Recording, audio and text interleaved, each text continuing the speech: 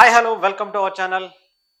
మనం ఆంధ్రప్రదేశ్ రోడ్ల గురించి ప్రత్యేకంగా అయితే ఏం చెప్పుకోవసరం లేదు. అది ఎందుకంటే అందరికీ తెలిసిన విషయమే.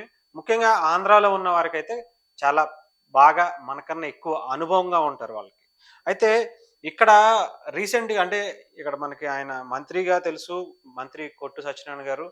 ఆహ్, ఆయనతో ఒక ప్రయాణికుడు ఒకసారి ఫోన్ చేసి మాట్లాడినట్టుగా కొన్ని వార్తలైతే వచ్చాయి. అది పేపర్‌లో గూడా మనకొచ్చింది.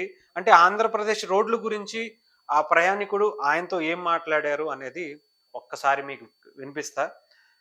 ఆయన ప్రయాణికుడు ఫోన్ చేసి, "హలో కోటి సత్యనారాయణ గారు" అంటే నేను "మీరెవరు?" అని అడిగారట. "నా పేరు కూడా సత్యనారాయణ అండి. నేను తణుకు నుంచి మాట్లాడుతున్నాను. పశ్చిమ గోదావరి జిల్లా తణుకు నుంచి మాట్లాడుతున్నాను" అని మంత్రి గారితో అన్నారట. మంత్రి గారు "ఆ! ఏమిటో చెప్పు" అంటే, "సార్ పొద్దున్నే మేము హైదరాబాద్ నుంచి తణుకు బయలుదేరి వస్తున్నాము. తాడేపల్లిగూడెం వరకు వచ్చాము బానే అనిపించింది. కానీ అక్కడి నుంచి మాత్రం రోడ్లు చాలా దారుణంగా ఉన్నాయి సార్. నడుములు పడిపోతున్నాయండి. నడుములు విరిగిపోతున్నాయి. చాలా మంది ఇబ్బంది పడుతున్నారు" అన్నారంట. అంటే ఓకే. Very good. పోనీలే ఏం కాదులే అన్నారట. "అదేంటి సార్ అలా కాదు. రోడ్లు మీరు మంత్రి పదవిలో ఉన్నారు. రోడ్లు వేయండి సార్. తాడేపల్లిగూడెనికి సంబంధించి మీరు లోకల్‌గా ఉన్నటువంటి ఎమ్మెల్యే గారు కూడా మీరే. అందుకని మీకు చెప్పుకున్నాం సార్. వేయొచ్చు కదండీ" అన్నారట. అంటే అలాగే చెప్పావు కదా! నేను చూసుకుంటాలే అన్నారండి. కొద్దిగా చూడండి సార్ నడుములు పట్టేస్తుంది. అందుకోసమే మీకు ఫోను చేసి చెప్తున్నాను అని మా బాధ చెప్పుకుంటున్నాను సార్ అన్నాడట. అయితే అవునా! హాస్పిటల్‌కి వెళ్ళు.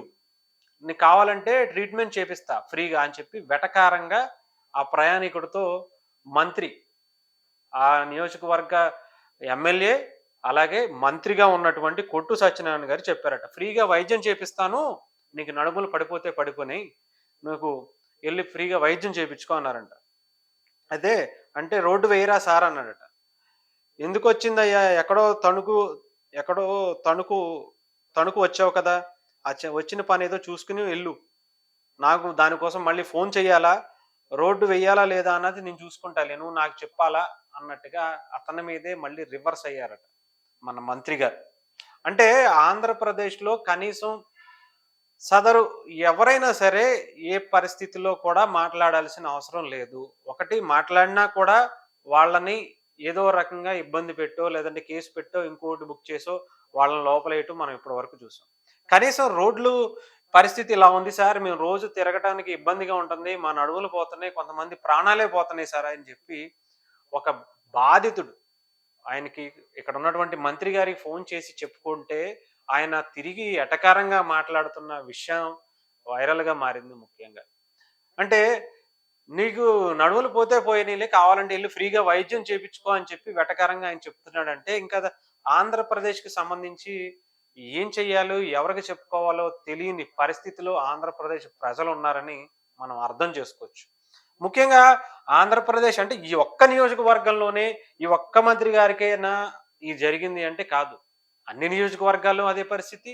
అన్ని కాన్స్టిట్యుయెన్సీ‌ల్లోనూ అదే పరిస్థితి. అన్ని జిల్లాల్లోనూ అదే పరిస్థితి. ఎక్కడికి వెళ్ళినా అదే పరిస్థితి ఉంది. ఒక్క జాతీయ రహదారులు మినహాయిస్తే మిగతా పల్లెటూరులో కావచ్చు, విలేజెస్‌లో కావచ్చు, నార్మల్‌గా ఉండే సిటీస్‌లో కావచ్చు, అంటే విజయవాడ కావచ్చు, లేదంటే ఏలూరు కావచ్చు, తాడేపల్లిగూడెం కావచ్చు, వైజాగ్ కావచ్చు, విశాఖపట్నం ఐ మీన్ శ్రీకాకుళం కావచ్చు, అటు చిత్తూరు వరకు కూడా. మెయిను ఈ సెంట్రల్ గవర్నమెంట్ నుంచి వచ్చే ఏదైతే జాతీయ రహదారులు ఉంటాయో అయి మాత్రం సెంట్రల్ గవర్నమెంట్ ఏస్తుంది తప్ప, మిగతా విలేజెస్‌కెళ్ళే దారులు కావచ్చు, ఇంకొక దారులు కావచ్చు, నియోజకవర్గాల్ని కలుపుతూ జాతీయ రహదారులను కలుపుతూ ఉండేటువంటి ఏ దారి కూడా సక్రమంగా కాదు కదా! అసలు దారే లేదని చెప్పాలి. చెప్పాలంటే అప్పుడెప్పుడో బ్రిటిషోళ్ళ కాలంలో వేసిన రోడ్లుంటాయి కదా! అయ్యి ఇప్పుడు బయటకు పడతన్నాయంట. అంటే పురాతన తవ్వకాల్లో బయటపడినట్టు ఆ రోడ్లు అప్పట వేసిన రోడ్లు ఇప్పుడు బయట పడతన్నాయంట.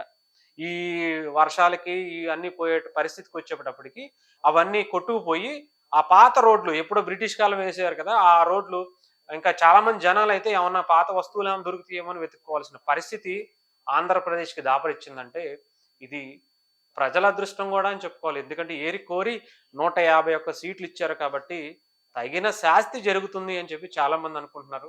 సో, ఈసారైనా ఆలోచించుకొని ఏం చేస్తారో రేపొచ్చే ఎన్నికల్లో చూద్దాం.